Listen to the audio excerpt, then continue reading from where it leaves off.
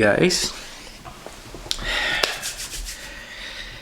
So before I jump into like the main vlog, first I want to talk about how this New York Marathon qualifying time works. So there are actually like other ways how to get into New York. You can do like the charity. There's also like the lottery, and there's like the qualifying route, which is I decided to take.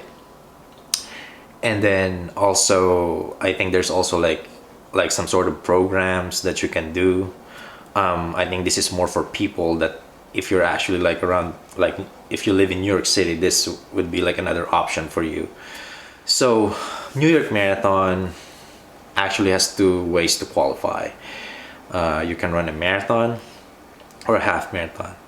So we actually all know that Boston Marathon is probably the most famous when it comes to this like qualifying time. But New York Marathon is actually a lot harder than Boston Marathon. So if you look at this, the fastest time for Boston 18 to 34 age group is 3 hours flat. New York Marathon 18 to 34 age group is 2:53. That's 7 minutes faster than Boston Marathon. So but that's what I'm saying. So if you are not interested in doing the marathon to qualify, like I said, there's another option. You can run a half marathon to qualify as well. I decided to do the half marathon route because I don't normally run a half marathon anymore. Well, I do half marathon races sometimes when I train for the marathon, but that's mostly just like as a part of my training. It's more of like a tune-up race. The last time that I did was in 2020. Since then I haven't really raced a half marathon, and for me it's just really a good opportunity for me to try it again, because for the past like few years my focus is just really the marathon. So I decided to run the Cap City half marathon for a reason that Cap City half marathon is like really early in the year, like it's like in April. And also I would say like probably the main reason why I decided to do Cap City is because Cap City is actually a certified course.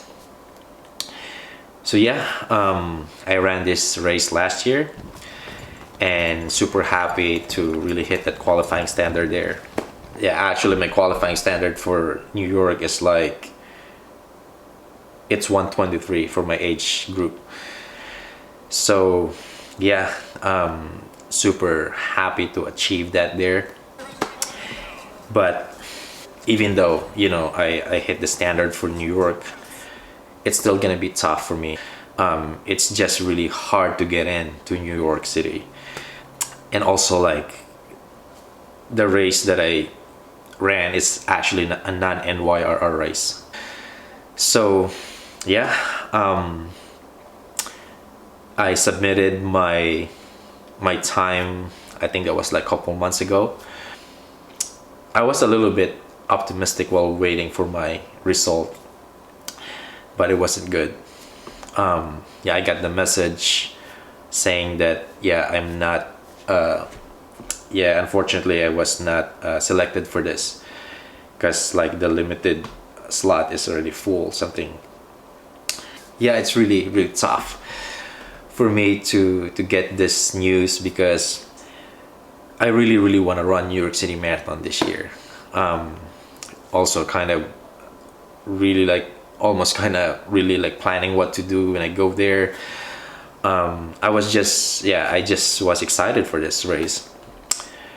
Overall I'm still happy, to be honest. Like even though I was not selected for this, But for me to be able to hit this qualifying standard for the first time is a huge achievement for me.